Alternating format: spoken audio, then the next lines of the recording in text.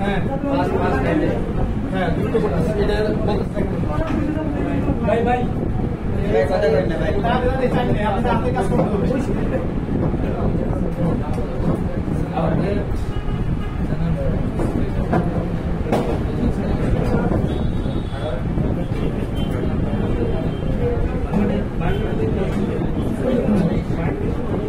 একটু খেয়াল করেন ভালো একটু এদিকে তাকান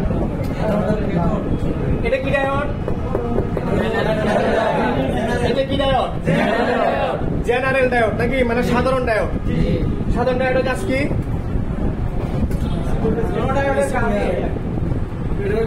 সাধারণ ডায়োডের কাজ কি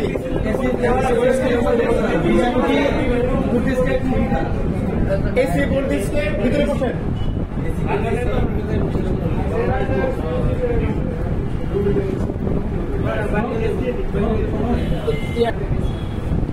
দেখেন এটা হচ্ছে আমাদের সাধারণ ডায়োড না সাধারণ ডায়োডের কাজ হলো এসি ভোল্টেজকে ডিসি করা ভিন্নমুখী ভোল্টেজকে একমুখী করা এই হলো তার কাজ আর আমরা জানি যে জেনারেল ডায়োডের কাজ কি সিকিউরিটি হিসেবে কাজ করে কোথায় ফিউজ হিসেবে নাকি ওভার ভোল্টেজ প্রোটেকশন হিসেবে কাজ করে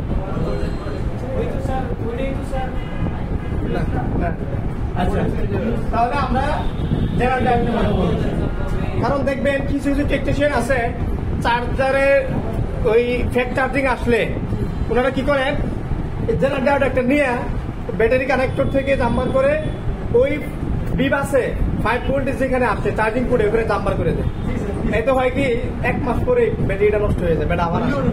ব্যাটারি ফুলে যায় অথবা ওইখানে ডায়োডটা পুড়ে যায় কি হয়ে যায় তো এই কাজগুলো করবেন না ঠিক আছে হ্যাঁ এই ক্ষেত্রে কি করবেন ওই যে চার্জিং আইসিএ পাল্টাই দিলেই হ্যাঁ আর ওই যে কুড রেজিস্টার এই দুটোর উপরে হামলা দেবেন দেখবেন যে ওকে বিশেষ করে বেশিরভাগ আসে চার্জিং আইসি থেকে চার্জিং আচ্ছা এখন দেখেন ওখানে এই কাজটা কেন করে ওনারা এই ডায়েটটা কেন দেয় বা আপনারা যদি দিতে চান শর্টকাটে সময় নাই বা দুষ্টামি যদি করতে চান ম্যাডাম লস করতে চান তাহলে এটা কিভাবে ডায়েটটা আপনারা ওখান থেকে জাম্পারিং করবেন আর আচ্ছা ধরেন কথা বেশি খেয়াল করেন এটা হচ্ছে আমাদের আগের মতো এটা হচ্ছে অ্যানোড মানে পজিটিভ প্রান্তর আর যে পাশে দাগ থাকে ওটা হলো ক্যাথোড বা নেগেটিভ প্রান্তর বুঝতে পারছেন আচ্ছা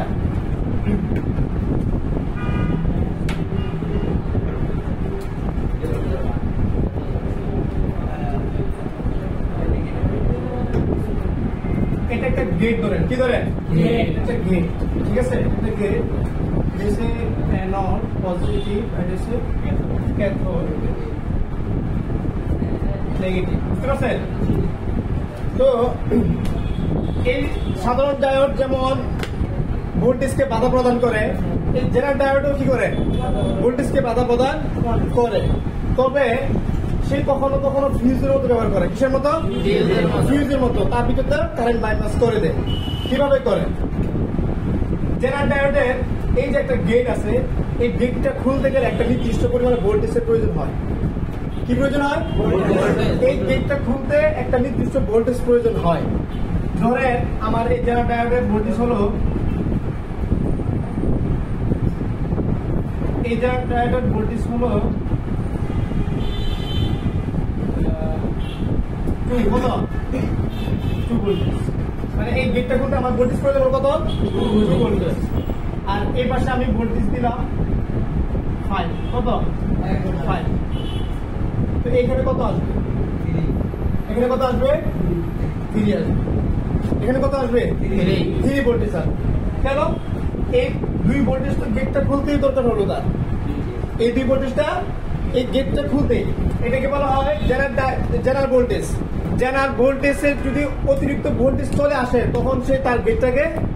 খুলে দেয় তখন এই জেনারেল ডায়োডের ভোল্টেজটা আর এই মাইনাস করে বাকি যেটা থাকে অতিরিক্ত ভোল্টেজটা সে বাইপাস করে দেয় অতিরিক্ত ভোল্টেজটা সে বাইপাস করে দেয় এখন সে ওভার ভোল্টেজ প্রোটেকশন কিভাবে দেয়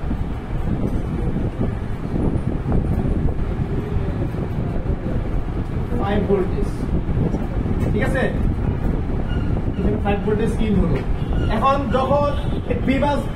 লাইনে যখন 7 ভোল্টেজ চলে আসবে তখন এই 5 ভোল্টেজটা এদিক দিক ঠিকই চলে যাবে বাদ বাকি এই যে যে আমাদের যে জেনারেল ডায়োডটা এটারও গেটটা বলতে ভোল্টেজ কত প্রয়োজন হয় 5 ভোল্টেজ কত 5 ভোল্টেজ তাহলে কি 5 ভোল্টেজ কে দিকে আসবে না শুধু চলে যাবে কারণ গেট থেকে সে খুলতে পারবে না হ্যাঁ সবটা তো ওদিকে সে বাইপাস করে দিবে এদিক থেকে সে যাবে না ওই এই সাধারণ ডায়োডের মধ্যে কাজ করতেছে যখন এখানে 5 ভোল্টেজ থেকে অতিরিক্ত হয়ে যাবে তখন যে ভোল্টেজটা অতিরিক্ত হবে ওইটাই দিক দিয়ে সে বাইপাস করে দিবে আর বাকি পিওর ভোল্টেজটা সে সাপ্লাই দিবে তো এই জন্যই এই টেকনিশিয়ান গুলো যারা আর কি এইভাবে জাম্পার করে চার্জিং পোর্ট থেকে ব্যাটারি কানেক্ট করে ঠিক আছে যখন জাম্পারিং করে পরে কি ডিভাইস লাইনে ডিভাইস ডায়াসে এটাকে কানেক্ট করে দেয়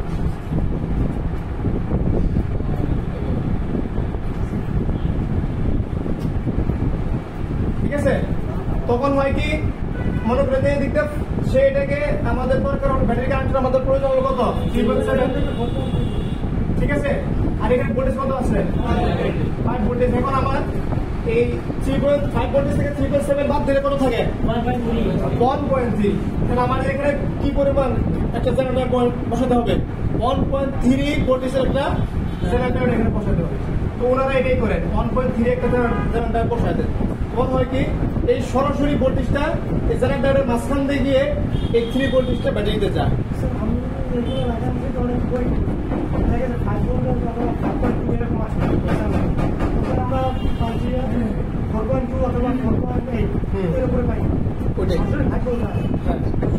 এটাই তো বললাম এখানে 5 ভোল্ট আছে এখানে 5 ভোল্ট আসবে না বাকিটা জেনারেল ভোল্টেজ তার গেটটা খোলার জন্য সে রেখে দিবে বুঝতে পারছেন তো এই জন্য ওনারা এই কাজটা করে এখন হয় কি এই কাজটা করলে স্লো চার্জ হয় এবং ব্যাটারিটা এই যখন এখানে বেশি ভোল্টেজ চলে আসে আর এই ভোল্টেজটা সে ধরে রাখতে সে তার সহ্যের ক্ষমতা পার হয়ে যায় তখন সরাসরি 4 পয়েন্ট তারপরে 5 ভোল্টেজ চলে আসে আস্তে আস্তে ব্যাটারিটা নষ্ট হয়ে যায় ঠিক আছে তো এটা আর কি তারা এত সার্কিটটা না ঘাইটে সরাসরি এটা জাম্পার করেছে 200 টাকা দিয়ে যাই হোক 100 টাকা 100 টাকা চাই নেই তো বিষয়টা হচ্ছে এটা করলে ক্ষতি মোবাইলের ক্ষতি ওই ব্যাটারিটাও বেশি দিন টিকে না যত নতুন ব্যাটারি হবে এই জন্য এটা করা যাবে না